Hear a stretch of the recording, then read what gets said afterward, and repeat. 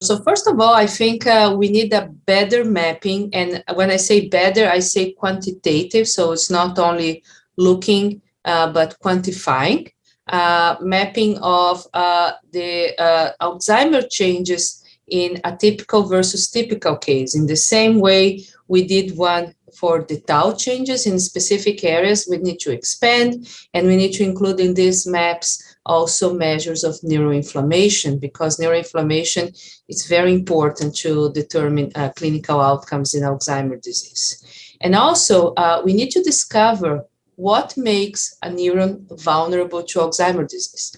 My lab, together with Martin Kampman lab here at UCSF, we already had a step on this in which we look at vulnerable neurons, or the molecular identity of vulnerable neurons, using a new technique that's called single nucleus RNA sequencing.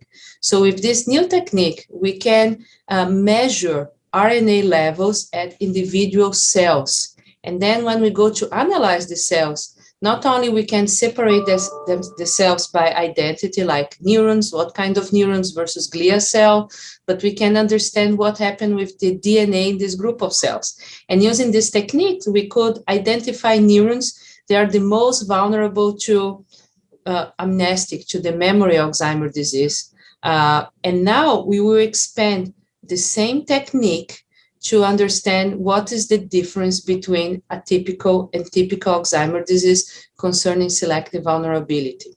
My lab just got a very large grant from the NIH, to which we are very grateful, together with Melissa Murray at Mayo Clinics and Dino Gett at University of Indiana, exactly to dive into these questions and be able, hopefully, to bring some answers to us.